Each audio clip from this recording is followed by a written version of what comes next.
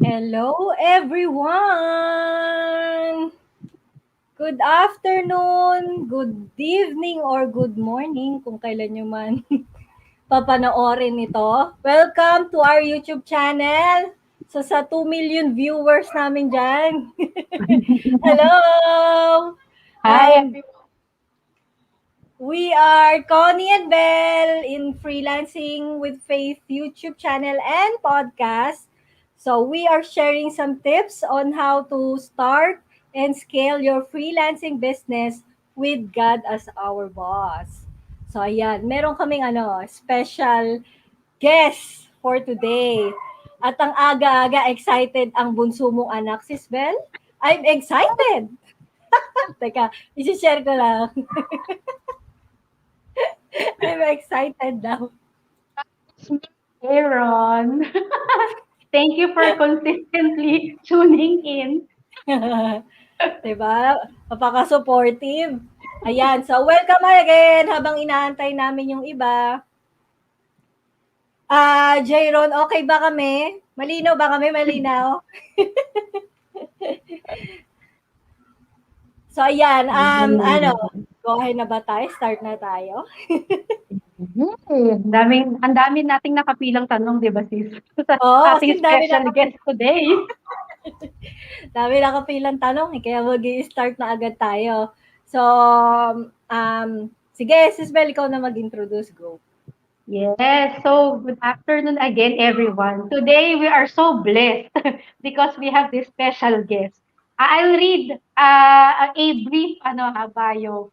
So March Nacino is a digital marketing strategist certified by the International Institute of Digital Marketing. He's a coach to people who want to transition to working from home or practically anywhere. He is the author of the ebook How to Work from Anywhere. O, di ba? Galing. He helps fellow course creators and coaches gather more leads and increase revenue through a detailed webinar strategy. Other than helping his clients online, he's also a digital marketing trainer under the Department of Information and Communications Technology. Wow! So, Bongga naman. guys, huwag nating patagalin na. Without further ado, here's Mr. March Nacino. Hello! Hello, and hello everyone. Hello, Belle and Connie, and thanks to and to all our viewers this afternoon. No? Ayan. Welcome sa aming channel at finally natuloy na rin itong matagal ng Oo nga, delay na last year pa to di ba? ito. 1 year in the making. 1 year in the making. Di naman masyado, half lang, the joke lang. So ayan, March, tell us your story muna bago tayo continue sa pinaka Q&A portion natin. Sure, sige. I'm not sure kung meron tayong, I'm sure may mga viewers tayo later on, either sa live ngayon or sa replay ng mga nurses because I used to work as a registered nurse in the province. So, gaya nung ibang mga nurses, my dream back then was to also work abroad. So, particularly, work as a cruise ship. So, kasi ang iniisip ko is I want to travel the world for free and at the same time earn dollars. So, yun yung nasa isip ko lang. Sabi ko kailangan ko lang ng 3 years experience working in the hospital. So after 3 years, true enough, eksaktong meron akong cousin, sabi niya, why don't you apply as a cruise ship nurse? Sabi ko, parang yun nga yung dream ko. So right there and then, naalala ko that was, hindi ko na sabihin kung ilang years ago. Right there and then, I resigned from my work as a nurse in the province. I went to Manila, I took all the necessary trainings, yung mga kailangan. And then doon na nag-start yung yung tinatawag nilang expectations versus reality kasi my expectation was this. Ang na-envision ko na agad is I will be traveling the world for free and at the same time earn dollars. Ang taas-taas na expectation ko. Tapos nandito yung reality. Kasi nung nasa Manila na ako, tapos ko na lahat ng mga trainings. That was when I waited for a month. I waited for 2 months, 3 months. Alam mo yung pupunta ka ng Facebook, mag-browse ka sa Facebook, ayaw mong ipakita sa mga colleagues mo na kung ano yung sitwasyon mo kasi wala kang work eh. Akala nila nasa abroad ka na, you're already enjoying your fortune abroad. But for me, I was jobless. So, ang ginawa ko ay sabi ko kailangan ko muna kahit papaano ma-feed yung sarili ko kasi nag-stay ako noon sa sister ko kay siya. So sabi ko kailangan kahit papaano meron muna akong income. So nag-work ako as a call center agent for 6 months. So for 6 months okay na, routinary yung ginagawa, nagte-take ng calls, uwi, tapos pasok, tulog. Yun lang yung routine ng buhay ko. But then I still remember, I can still vividly remember that fateful night, no, pumasok ako dun sa office. Tapos pinatawag ako ng team leader ko. Sabi niya, we need to lay off some agents and you're one of them. So that was when I was about to celebrate my birthday kasi the following day, that was my birthday eh. Sabi ko, napakaswerte ka naman, di ba? Parang okay na eh. Rutinary na lahat yung ginagawa. Tapos wala na ibang ginagawa. Tapos natanggal pa ako sa trabaho. So wala, in short, wala akong pera. I remember that particular instance wherein I went to another call center company. Pumunta ako sa isang call center company, nakapostura ako't lahat. Nandun ako 8 a.m. Isipin mo, I was already, siguro mga nasa 20 plus 26 yata. I was already 26 at that time. So don't compute my age. Nandun ako, at 8 a.m., nakita ko yung mga kasabayan ko, mga 18 years old, mga 17 years old, 19 years old, mga fresh grads. To think na sabi ko, dapat at this point, yung time na to, I would already be traveling the world, mga ganyan. Pero dun talagang sabi ko, grabe, parang bumagsak ako sa, yung langit, bumagsak ako sa lupa. I was scheduled to be interviewed at 1 p.m. that day, pero hindi ko na tinapos yung interview. Doon ko sinabi sa sarili ko, yun yung lowest moment of my life. Wala akong pera. I was starting from scratch again. But that was when I told myself, I will change my life for the better. Eksakto nga, may sabi niya, "Oy, why don't you attend this seminar, How to Work from Home as a Virtual Assistant?" So, I attended that seminar. Attended that, so, yung pag wala ka ng ibang option, you just need to make it work. Ganun yung nangyari sa akin. Well, good thing, gusto ko rin yung kung ano yung nandun sa seminar na yun. Pangalawa is, since wala na akong option, I need to make it work. So, when I attended that whole day seminar, day after that, ang ginagawa ko, I would start at 6 a.m. and would sleep at 12 midnight just for me to be able to complete everything. So, I did that for 2 weeks straight. And siguro mga third week, I started looking for clients, and that was when I got my first client. Pero the following year, sabi ko, kasi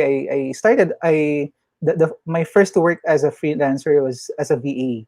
So for a year. Pero nga, when I started working as a VA, kumbaga parang tied ako dun sa client. Tied ako sa client na kailangan kung may message siya sa akin, sasagutin ko siya. Kung alam mo yun, yung mga ganung bagay. So sabi ko, I need to have a way for me to be able to control at least my time. So, nag-enroll ako dun sa course ng International Institute of Digital Marketing at that time, nasa Ateneo sila. So, para it's a 3-month course, parang yun. So, I took that course. That was when I got certified as a social media marketing specialist. So, doon nag-start yung journey ko as a social media manager na hanggang ngayon, yung client ko back then, still my client up to now. So, for more than 5 years na yata. Tapos, hanggang sa yung sister ko kasi, dahil sa, dahil sa influence ng sister ko, my sister is an online course creator, mga ganyan. So, she actually influenced me to start my own course din back to 2018. I started launching my first course. Ito nakakatawa. While doing freelancing. Kasi when I launched my course back then, it was a failure. Kasi, alam mo yun, 3 lang yung students ko. Yung 2, hinila ko pa. Yung isa lang yung bayad. Parang ganyan. So, nawalan na ako ng gana at that time. So, na-resurrect lang last year when the pandemic hit. And, ayun, kumbaga parang the rest is history, sabi nga nila. So, yung ibang stories, siguro I can inject later when you ask yung mga ibang questions para hindi masyadong mahaba muna yung story. But now, what I do now is, yes, I have a course for social media um, for aspiring social media managers. Tapos I also help. I'm also into webinar strategy. So I'm a webinar strategist. So basically, what I do is I design strategy for launches that has something to do with the webinars, yung copy, Facebook ads and all, ganun. So that's what I do now. So yun yung background. Galing. Intro pa lang, ang dami ng key takeaways, no, sister? Oo nga, no, Kasi di ba? gusto ko i-highlight doon yung mga na-mention ni March na, di ba, parang lagi kang presented with two options. Either you stay, and then tiisin mo kung ano yung current situation mo, or you push yourself to find another opportunity. Ang galing. So, doon pa lang, parang pwede na nating i-share sa mga nakikinig ngayon, mga aspiring freelancers out there na it doesn't have to be, parang hindi kayo tied sa isang role lang na parang pag yan ang current situation nyo, yan lang, wala na kayong ibang pwedeng puntahan. So, yung nakaka-inspire si March, pinush Kaya, na talaga yung sarili niya, di ba? Galing. grabe yung Thank ano, you for no? sharing. Birthday niya pa talaga. Oo. Napaka-special. Totoo. Unmemorable. Kaya hindi ko makakalimutan yung time na yun na I got laid off from my work as a customer service representative nung time na yun. So, Ang Grabe. timing naman. Teka, bago tayo mag-push sa Q&A, mag-hello muna tayo kay Che. Hi, Che! Siyempre, thank you ulit. Nandito ka. Ayan, sige. Ano ba yung first question natin? Ayan. Since ano ka naman na, medyo sabihin na nating one of the pioneer ba? Ano, what is a typical day for you as a freelancer? And I'm sure hindi lang freelancer kasi may iba ka pang ginagawa aside from that. So ano yung typical day for you? well, a typical day for me is, at least ngayon, siguro I've been doing it for more than 2 weeks now. I wake up at around 5 a.m. So, pagka gising ko ng 5 a.m., nagkakape. Tapos, ang first thing in the morning talaga that I do now is, yun, I read yung ano muna, yung scripture and all, reflection. Tapos, that's when I start yung pag-exercise. Tapos, um, pagtapos ng lahat yung mga routines ko, yung mga morning routines ko, dun ko na tinitingnan kung may message ba yung team sa akin or yung sa client ko kasi I'm working with two different types of clients.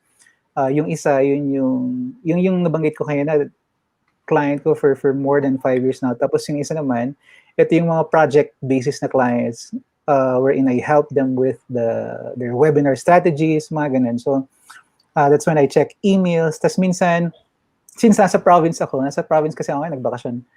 So, minsan, nagbabike muna, ganyan. Tapos, nagliliwaliw.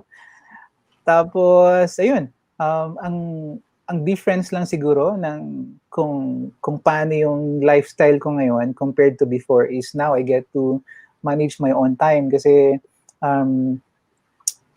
pwede kong sabihin lang muna sa since medyo automated na yung mga ginagawa ko, pwede ko lang sabihin na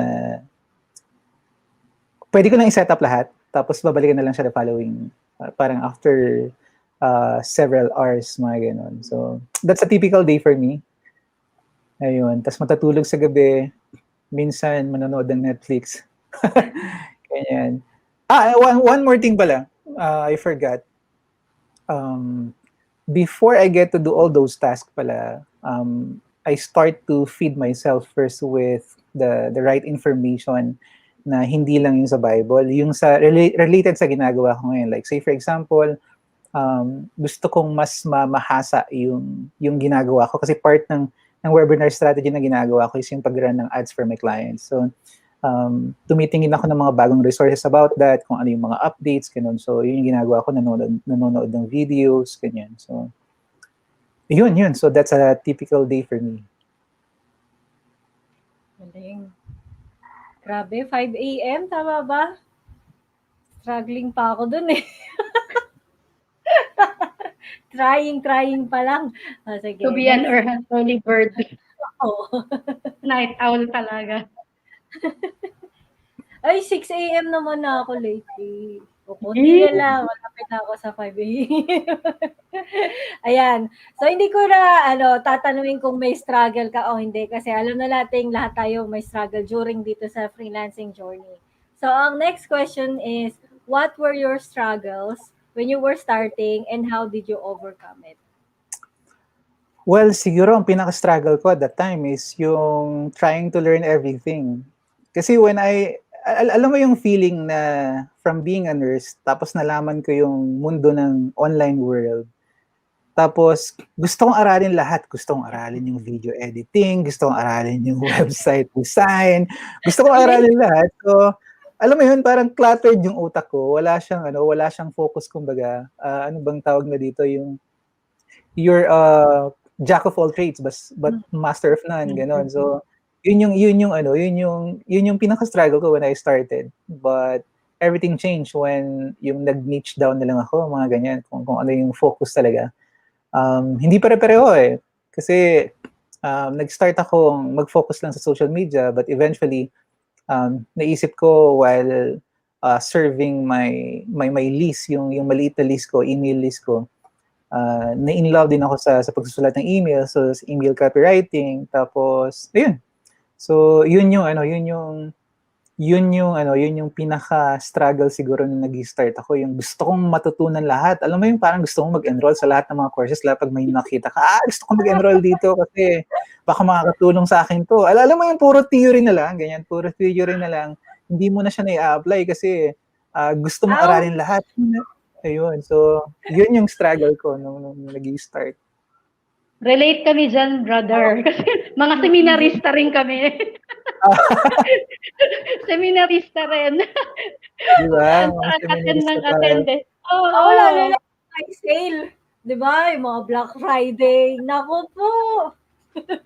Yung Oo, instant na online, alam mo yung items, yung product, yung pinamimili mo tayo, mga courses to eh.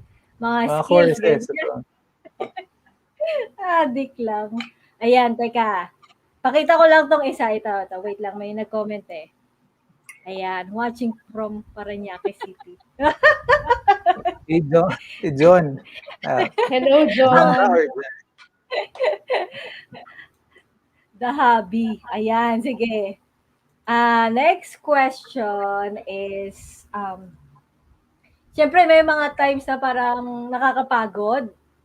Hmm. I'm sure na-experience mo yan kasi pag matagal na talaga tayo dito sa business na to, may times na gano'n. So, how do you motivate yourself to work on your business every single day when there are days you feel like quitting? Yan. Well, sa akin, two things. No? Number one, ambivert kasi ako. So, I'm both introvert and extrovert. So, may time na gusto ko nakikisalamuha sa mga tao, pero may time din na gusto ko may personal space ako. So, in times like, kumbaga parang pag dumarating sa isip ko yung, parang gusto ko na mag-quit, hindi masyadong successful yung launch, yung ganyan. Minsan, ang isang ginagawa ko I need to have my personal space first. Yung nakapag-isip muna ako, yung feel ko muna yung feelings ko. Alam mo yung nagbumukmuk muna, mga ganyan. So that's one thing. But of course, the other thing is, pagtapos na lahat yung mga yun, pagtapos na kasi, ako, I realize kasi, I learned that one way to love yourself is to don't ignore yung mga feelings na nafe-feel, at least sa akin, I speak for myself. Kasi before, whenever I think of those things na parang nagbumukmuk ako, hindi, huwag mong isipin yan kasi hindi dapat ganyan yung ginagawa mo. You know, one way, one thing I learned was that at least ako, tayo pala. Pag dumarating yung mga ganong moments natin, ibig sabihin pala, there's this inner child in us that's, kumbaga parang gusto nilang mapansin. Parang yung mga bata, pagka nagtatantrum sila, gusto nilang mapansin, ganun. So, ang nangyayari kasi, like sa akin before, sinusuppress ko sila. Like, pag meron akong mga ganong thoughts, sinasabi ko sa sarili ko, ang bad mo kasi iniisip mo yan, parang hindi mo dapat iniisip yan, ganyan. But for now, I just let myself go through that process, go through that journey na, okay, so kung hindi maganda yung pakiramdam ko ngayon, I just allow myself to feel my feelings. But of course, yun yung sinasabi nila sa fees, sinasabi nila sa atin before na there has to be an expire, parang meron siyang expiration date kanya, na hindi lang puro naman mukmuk. So doon na pumapasok yung second thing para sa akin na I just need to act. I just need to, alam mo yun, kailangan ko lang igalaw muna yung iyong paa ko. Ang una kong ginagawa is tumatayo muna ako, tapos naliligo. Pag naliligo, doon na nauusawan, doon na nagkakaroon ng ibang perspective, mga ganyan. And pag ginawa ko na yung isang bagay, kumbaga step by step siya, kailangan ko lang muna igalaw yung paa ko. Kailangan ko lang munang tumayo. Pag nakatayo na ako, kailangan ko lang munang pumunta sa banyo. Pag nasa banyo na ako, kailangan ko lang buksan yung shower. Pag nasa shower na ako, kailangan ko lang maligo, parang usawan. So doon, unti-unti, doon din mas nag-make sense yung sinasabi before ni Brother Bo na kumbaga parang emotions follow your emotion. Parang ganyan na sometimes you don't feel like doing it, but because you decide to do it anyway, yung galaw mo, kung paano ka gumagalaw, sumasabay na rin yung emosyon mo. You don't feel like doing it, but because you decided to act on it, unti-unti nag-iiba yung mood mo kasi you allowed your motion to dictate your emotion and not the other way around. Parang ganyan. So, that for me, yun yung nag-work, at least for me. So, I need to have my personal space, and after having that personal space, that's when I decide to act. Regardless of what happened, there's still something I can do. Parang I can still do better, but in order for me to do that, I need to act. I need to have that decision. It all starts with a decision. Ayun. So, yun yung nag-work sa akin. Galing. Beautiful. Beautiful. Actually, may may naalala akong series. Regarding doon sa ginawa mo, di ba, step by step mo siyang ginagawa. Yung sa The Office, okay, fan ng The Office. Diyan, ewan ko lang pala yung The Office. Yung US na The Office, si Steve Carell. Kasi meron siyang, share ko lang kasi para mas maintindihan niyo yung sinasabi ni March. Parang meron kasing episode doon na nag-quit siya sa job niya as a manager. Kasi regional manager siya ng paper. Tapos, nung nag-quit siya, nag-create siya ng sarili niyang paper company. Tapos, nung mag-start na siya, kinabukasan, parang biglang bumagsak. Parang reality, di ba, na, shucks, ba't ako nag-quit? Ganto. Na parang, bakit ako nag-quit? Baka hindi stable, ganito, ganyan, alam mo, problema siya. Tapos, sinamahan kasi siya nung receptionist / secretary niya. Kasi sabi niya, sige, gawin natin isa-isa. Ano ang una mong gustong gawin ngayon? Maligo ka muna. Yun yung sabi niya, maligo ka muna. After mo maligo, kain tayo breakfast. Ganun, talagang, or mag-workout pala, ganyan. So after niyan, tara, nahanap tayo ng tutulong sa ating maghanap ng lead. Talagang nakalista, kumbaga, anong gagawin mo. So parang ganun yung sinasabi ni Mars. Naalala ko talaga yun. Yun yung hindi ko makalimutan pag wala kang gana. Kahit Nakakatuwa one yun. step at a time. Galing. Ayan, sige. Ayan, since freelancing with faith naman tong channel, medyo gawin tayo sa faith or spiritual side. So, how has your faith impacted your business? Yan. Well, ang laking impact nung faith ko sa business ko, no? Kasi especially during those times na feeling ko katapusan na ng lahat, mga ganyan. What usually work for me is to, of course, to lean on God, ganyan. Kasi naniniwala ako sa power ng prayers eh. Especially when things get rough, when things get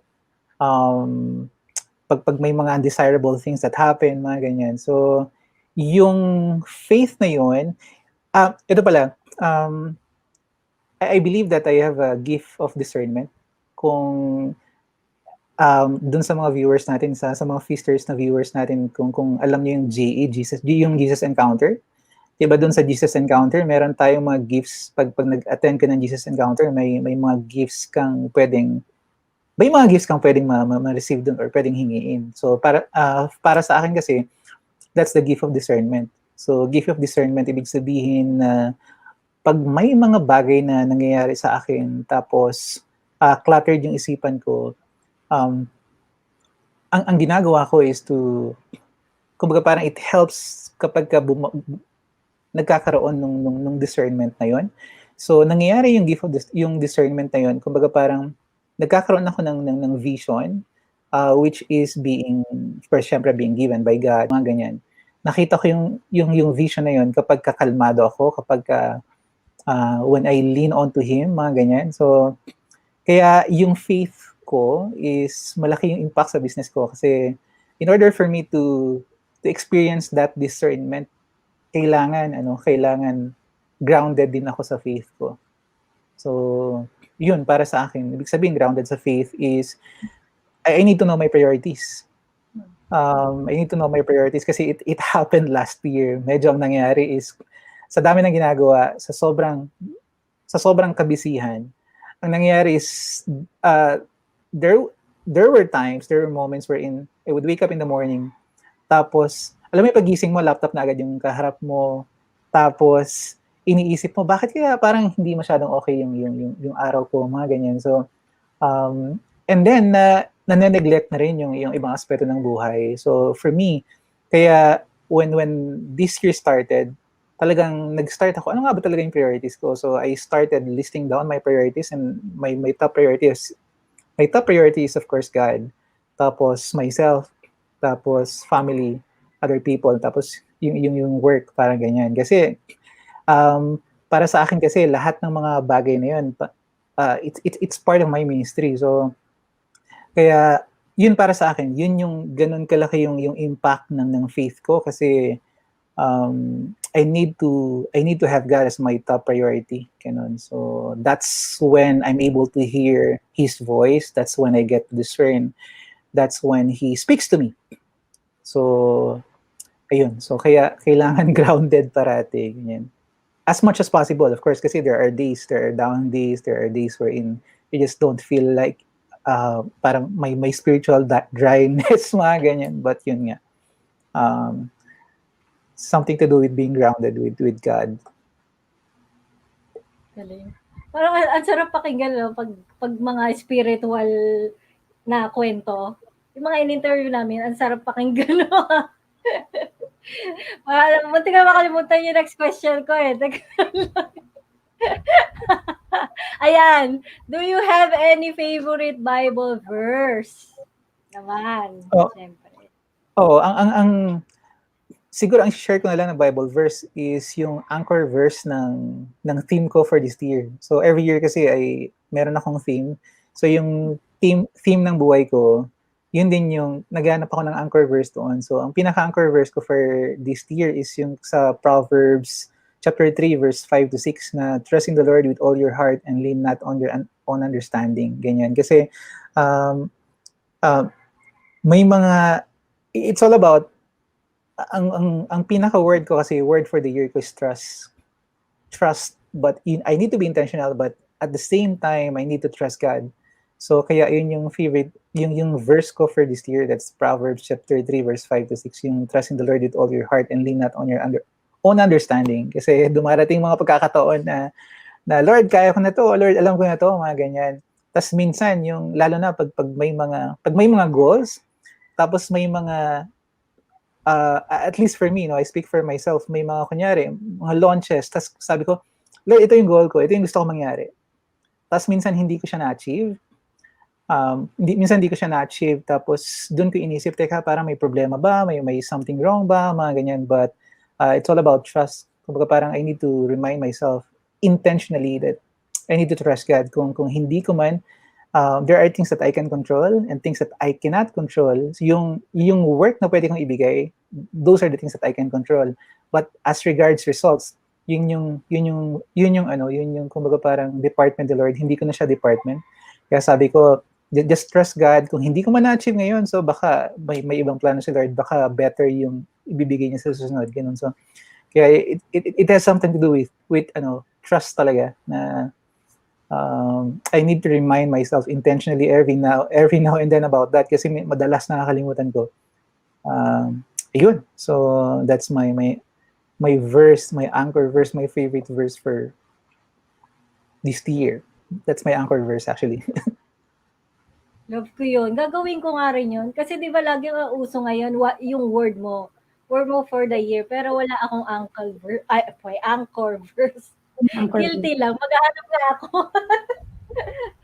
Ganda. Ayan. So, ito. Ay, teka. For those who are here, feel free to to hit thumbs up. I-like nyo ha. At saka share nyo na rin sa inyong mga friends. Yan. Tapos, next question. So, is it important your beliefs and values should always connect with how you choose clients to work with? Well, sa akin definitely, no? Definitely kasi ang hirap makipag-work kapag hindi kayo in line ng values ng mga pinapaniwalaan, mga ganyan. For me, what works is sa akin muna, at least sa akin, sa sarili ko, alam ko muna kung anong values ko. Kasi, well, yes, pwede ko kasing sabihin na, yes, kailangan in-line yung values ko sa kung anong values ng client ko. But, dumarating ka sa pagkakataon, hindi mo pala alam ano nga ba talaga ang values mo, ano nga ba talaga ang pinapangalagaan mo. So, para sa akin, parang it starts with you knowing your values first. That way, parang mas nagiging, mas na-align kung sino yung mga clients na lumalapit sa'yo. Kasi, yun nga, naniniwala rin kasi ako sa we're talking about faith, but I think it's okay to okay lang siguro mag-share about yung sa energy. I believe in yung energy kasi I think hindi naman siya kumbaga parang Against the Catholic. naniniwala kasi ako dun sa energy na pag ito yung energy ko, ito yung values na pinapangalagaan ko, yun din yung ma-attract ko, ganyan na clients. So, yun. Oo, okay lang naman yung energy. Huwag lang sabihin na God is energy. Doon tayo. Totoo yan. Diba? Diba? Yun nga, totoo naman talaga yun eh. What you attract nga. Diba? That's what you get. Parang ganyan something. So, yun. Ayan. I think meron pa ba tayong I think yun na yung last question for this first part ng session natin ngayon. So, ito na yung pagkakataon mo, March, to share your tips pagdating sa webinars. Kasi ito nga, medyo nag-struggle kami na konti kung ano yung specific na i-discuss.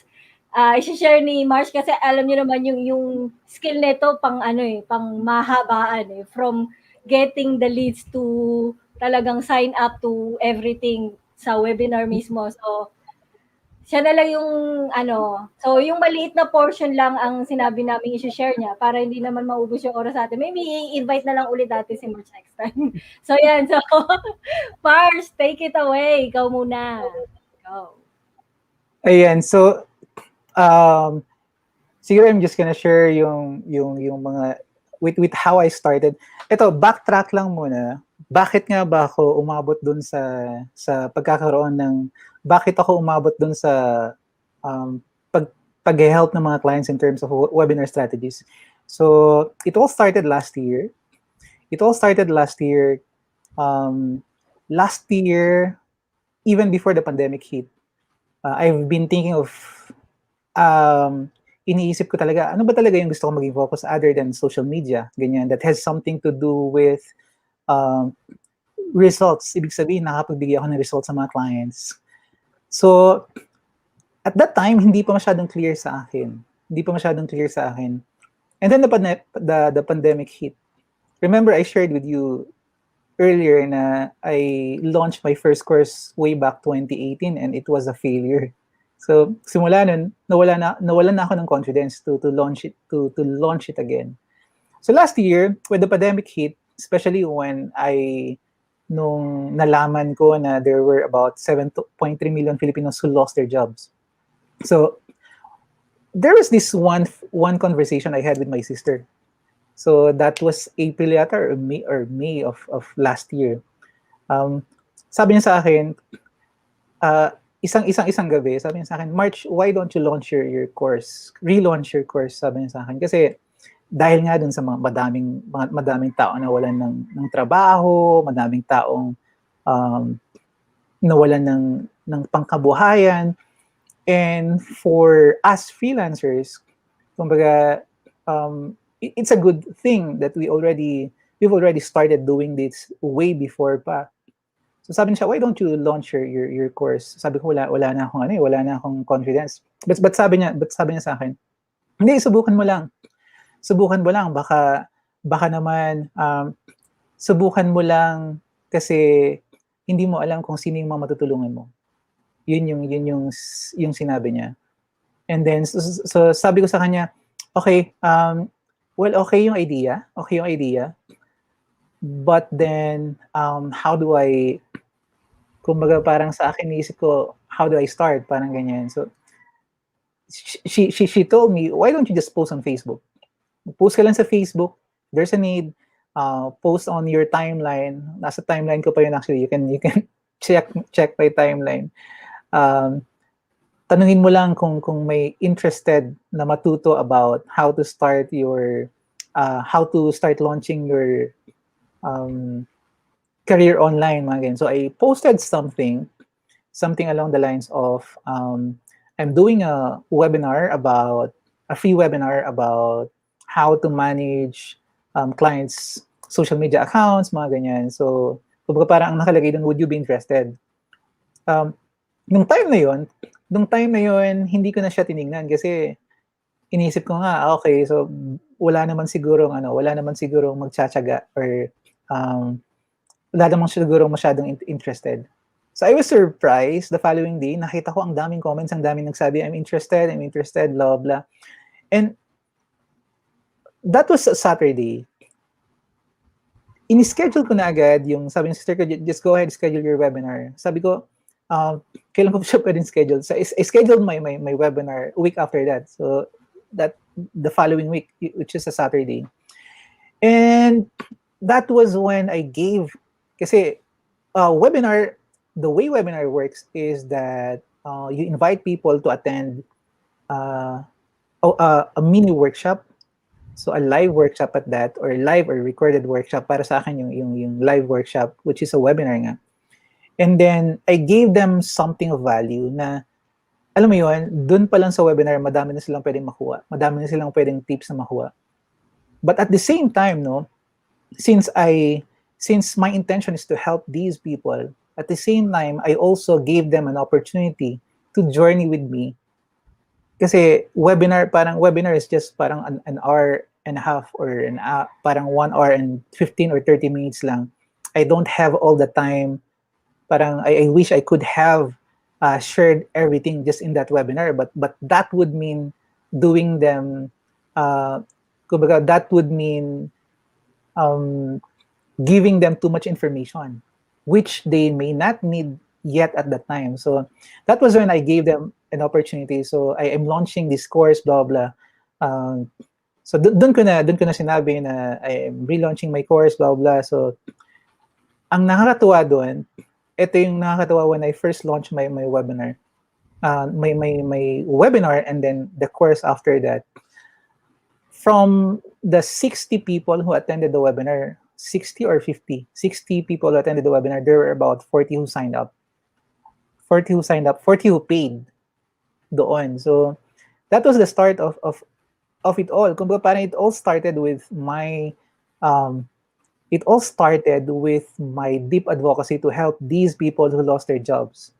Kasi I want to help them start their online career, at least as a social media manager, mga ganyan. So it started from that. Now, after that, of course, syempre, I want to reach more people. And that was when I started doing ads, Facebook ads. Meron pa akong, I had somebody doing my ads at that time. So doon na nag-start na, kumbaga parang it was not my intention to focus on webinars, but it was a venue for me to launch my course. And doon ko lang nalaman eventually as I was doing it, kasi sa ngayon, 6 batches na yung course ko na yun. As I was doing it, that was when I realized the power of webinars kasi compared to emails, which is okay naman, no? I also do email marketing kasi. So I help clients with their emails din whenever they launch your products. Compare doon kasi, doon sa emails na, kunyari, nag-run ka ng campaign, tapos kumuha ka ng emails and all. Compare doon, sa webinar kasi, when you launch something in the webinar, especially if you give something of value, you are being positioned as, there is this thing called, yung nakikita ka nila as something, kumbaga parang, hindi naman siya expert, but kumbaga parang pinoposition mo yung sarili mo as an authority right away. Especially when you're inside the webinar, when you're sharing something na makakatulong sa kanila. So that's the start of the journey for me. Tapos that was when I started, nag-start muna akong tumulong sa email copywriting, helping my clients with that. And eventually, nag-lead siya sa pag-offer ko ng buong detailed strategy, which is running ads. Kasi, of course, two things kasi, it's either you do webinars for organic market or organic audience. Ibig sabihin, these are the people on your friends list or people who already know you. So yun yung organic na ibig sabihin hindi ka nagbabayad. And then the paid ones. So that's the start for me. That's the start for me. And that I have been doing that for quite some time now. I am applying it dun sa mismong business ko, sa mismong course wherein I help aspiring newbies, non-techies to work from home online. But at the same time, that's also, I get to offer that as well for me to be able to help my fellow course creators. And yun. So if there are 3 tips, I would suggest that you start, especially if you're a freelancer, if you're somebody who wants to launch your course soon, no? Start by doing your mini research first. Ibig sabihin, is there a need for it muna? So yung ginawa ko, it started when I post that on my timeline. So inassess ko lang, is there a need for it? So nung maraming nag-reply doon, that was when I confirmed that there's indeed a need for it. And that was when I launched it. So that's the start of it. Kumbaga parang minsan you don't need to know every steps. You don't need to know all the details. You just need to start. So for me, my main intention was just to help them, was just to give value, was just to help them get clients online or work from home, at least ma-launch man lang nila, magkaroon sila ng idea, mga ganyan. That it started from that, yung coming from a place of help lang muna. And doon na siya nagsanga-sanga. So webinar strategy kasi it's medyo hindi naman sa madugo, but if you're a newbie, I would suggest it's not something na pwede kang mag-start. Hindi ko masasuggest na mag-start ka right away doon. Probably start by helping one client lang muna. Or if you're offering your service as a social media manager, mga ganyan, help one client lang muna. And then later on, if you have that desire, if you think God is calling you to help more people through your course, then you may want to consider doing that webinar. So there, it starts by you asking your target audience first if it's something that it's something that they'd be interested to attend. So yun lang muna, may need ba muna? So do your research, and then that's when you give them something of value. So ano pa ba? Kung parang when you do webinars kasi, it's not about you having that revenue when you launch your course eventually at the end of the webinar. Your main goal is to give something of value na hindi man sila ma-convert into paying clients. Kahit papaano meron silang something na pwedeng ma-start, na lumabas sila doon na pwede nilang masabi or pwede nilang magawa kung ano man yung yung kahit simpleng action step lang na pwede mong maibigay sa kanila. So, that's the whole concept of it. And, yun lang so far. I think yun lang muna yung share ko kasi I don't want to overwhelm you about it, but that's the gist of it. Parang ganun. So, there. Ayun. Oo nga eh. Ngayon ko nare-realize na na ang tawag dito, ang haba pala ng proseso noon.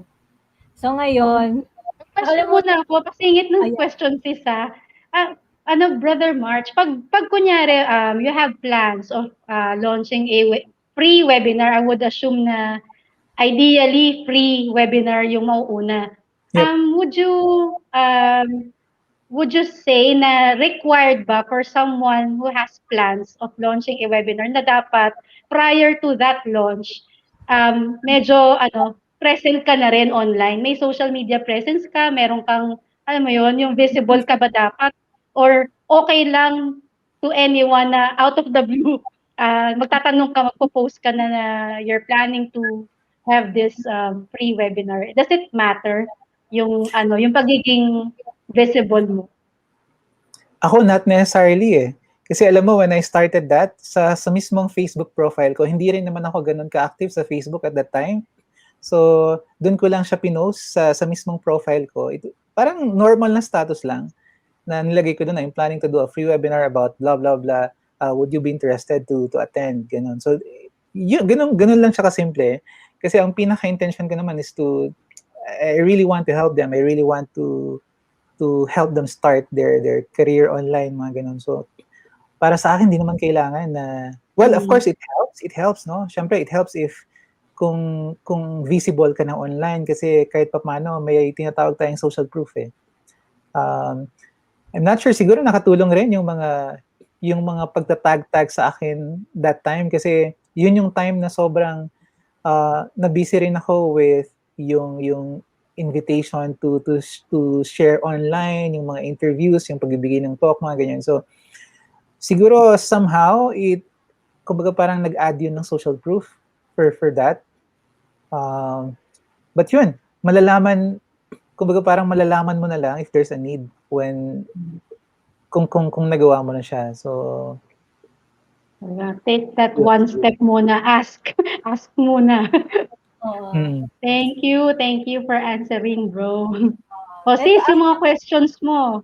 May question nga pala ako. Coming from our dear Andrew. Ang dami nga eh. Hindi ko sure kung wait lang Ito,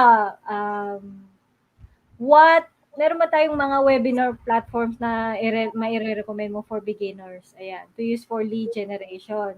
Can it have social media integration and provide reports for data analysis? What for beginners, no? What webinar platforms would you recommend for beginners to use for lead generation? Can it have social media integration? Ako Zoom. I started with Zoom. Hanggang ngayon Zoom pa rin ginagamit ko. But there are other webinar softwares out there like yung Webinar Ninja, Webinar Jump, but base experience ko kasi I worked with just recently I worked with client na kumbaga parang ang attendees niya sa webinar is mga nasa 5,000 ganyan. Nag-crash yung software, so we nag-shift kami ulit sa Zoom kasi wala pa akong yun yung mga madaming softwares out there, but for beginners mare-recommend ko you can start with Zoom. Ayun, so and for lead generation naman, ayun pala eh. I'm not sure kung yun yung ibig niyong sabihin. With regard to the platform, I would suggest Zoom. Start with Zoom. Tapos sa lead generation naman, lead generation depende kung if it's organic or if it's paid. Kasi sa organic, na-realize ko mas mahal ang organic sa paid. Interesting. Mas mahal in terms of efforts, in terms of time wasted, mas mahal yung paghanap ng leads, ng organic leads. At least sa ginagawa ko. Kasi like say for example, if you do Facebook ads and you know your numbers, pag alam mo yung numbers mo, pwede mo nang ma-identify agad kung ilan yung leads na papasok sa'yo. Whereas doon sa organic na yung iba ang ginagawa nila, when I started building my list kasi I created this mini ebook yung how to work from anywhere. So sa friends list ko lang din yun, pinost ko lang yun, tapos download, I can download it here. So doon nag-start yung mini list ko. So yun yung organic. Pero after that, parang medyo nangapa na ako ng pagkuha ng leads. Kaya nung nag-start ako doon sa webinar, I have this small list. At the same time, I have my friends list. Doon nag-start yung organic. Tapos, eventually, nag-paid advertising na ako. Yun yung Facebook ads nga. So, ayun siya. So, know your numbers. It's important to know your numbers din. Minsan, mas mahal pa ang organic sa paid. Kasi, ayun. May follow-up question ako. Sabi mo, know your numbers. Meron bang minimum number para sabihin na, ready na ako for, FB ads, ganyan. Number in pagdating sa leads, tsaka budget-wise din, ganyan. Well, siguro sa akin, it starts with right positioning muna of your product. Kasi even if you have the budget, even if you have the right intention, kapag hindi masyadong na-position ng tama yung product, you're just wasting money. Anong ibig sabihin doon? Like say for example, meron ka namang budget, di ba? Meron ka namang budget, like 50,000 budget, tapos you're doing ads. Kung hindi mo pa na-position ng tama yung offer mo, hindi masyadong, lalo na pag hindi nakikita, in such a way na it's a need for them. Ganun. Ang mangyayari, pag mag-run ka na ng ads mo, like say for example, free webinar, blah, blah, blah, pag hindi nila nakita yung value, then ang mangyayari, magsasayang ka lang ng pera, gagastos ka lang ng pera, walang pumapasok na lead sa'yo kasi hindi nakita nila yung value. Hindi nila nakita yung value. So for me, it starts with right positioning first of your product. Right positioning of your product, and that happens when you do your research. You see, this is something I learned when I started doing copywriting. Kasi market research is common knowledge but not common practice. So, and it applies not just in copywriting, but kung nasa social media ka rin, kung ano ginagawa mo. Di ba parang sa atin, when we look for clients, it's important that when we do our market research about them as well. So, ganun din dito, parang it starts with doing your research. Yung research na sinasabi ko, it doesn't need to be yung research na talagang research talaga, but meron ding mga ganun. Yung ginawa ko na just asking my list or yung friends list ko if there's indeed a need for it. That's a form of research. Ganun. So that's already in a way that's a form of research. So ayun. Para sa akin before you do yung mga ganung bagay, you need to have that research first. See to it that there's a need for it, and you're able to position your offer well. Ang isang example ko dito is yung Through Night and Day na kung napanood niyo yun yung yung movie last year, 'di ba? Yung movie last year na biglang nag-hit nung pandemic. Biglang naging hit nung pandemic kasi nung pinapanood ko siya, nung lumabas siya sa Netflix, first time ulit after nung Three Idiots, kasi yung first na tumatak sa akin ng movies, yung Three Idiots. Pangalawa is yung Through Night and Day. Naalala ko parang 3 a.m. na ako natapos panoorin yung Through Night and Day. Tapos iyak lang ako ng iyak kasi sobrang ganda. Ganyan. Tapos ang una kong ginawa is pumunta ako sa YouTube kasi bakit hindi ko nalaman, 2018 pa pala to, bakit hindi ko nalaman yung Through Night and Day na to, ganyan. So, pumunta ako sa YouTube, tiningnan ko, yun din yung mga comments nila, bakit ngayon ko lang nalaman yung Through Night and Day, ang ganda pala, ganyan. Tapos, merong isang on point na comment doon, ang sabi niya, siguro hindi masyadong, sayang ang ganda ng movie, siguro hindi masyadong na-promote. Hindi masyadong na-promote. And para sa akin, that also goes the same way if you have a product.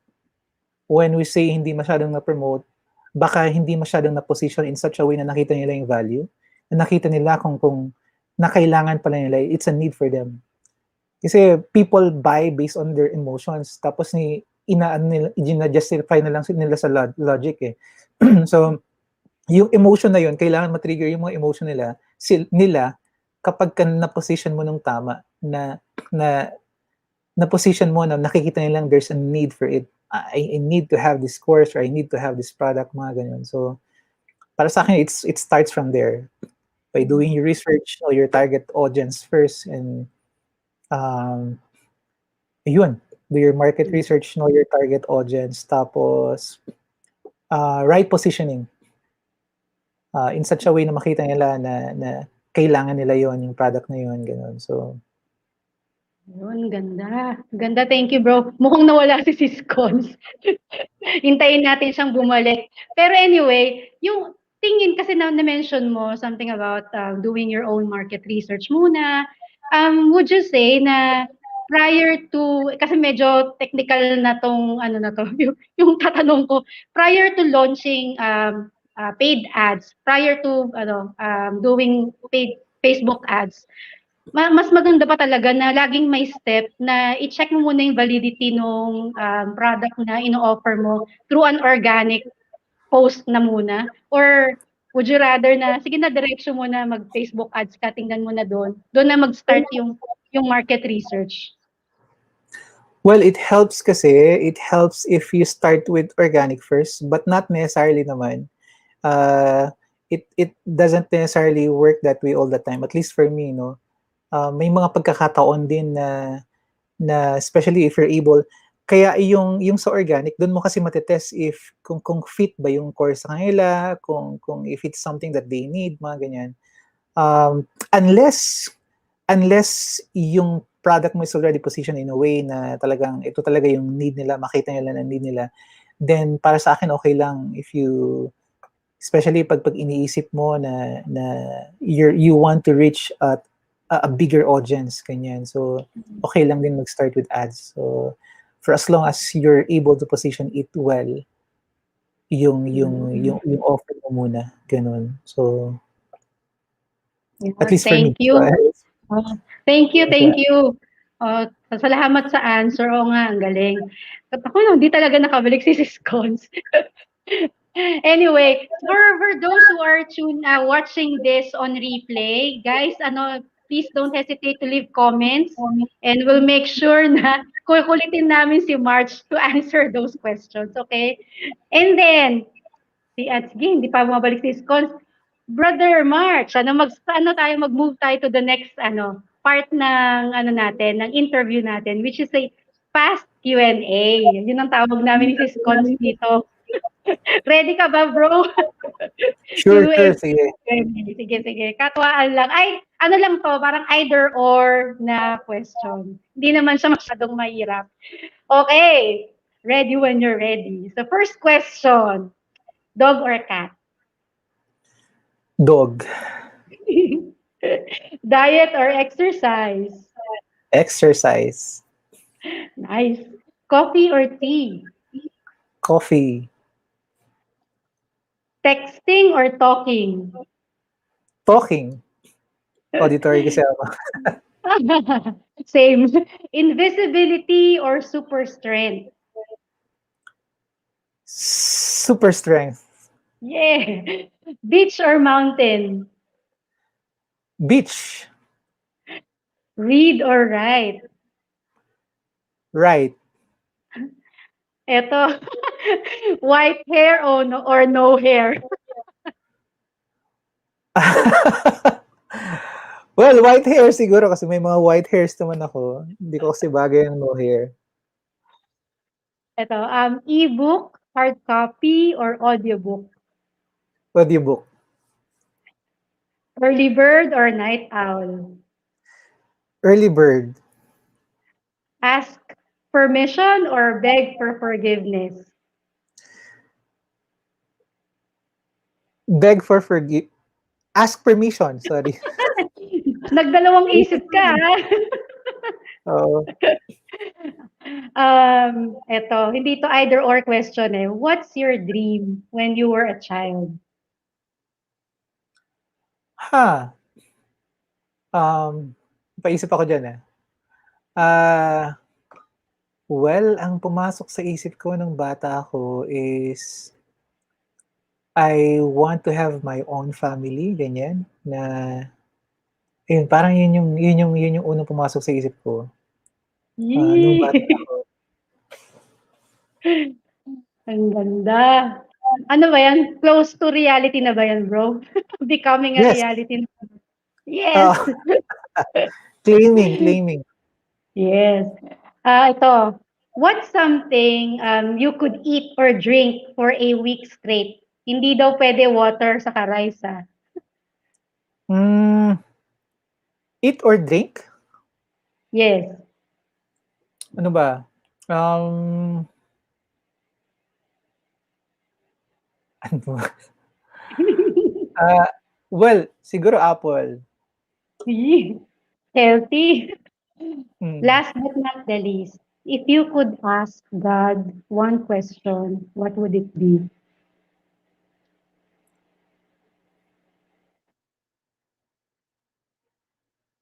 um,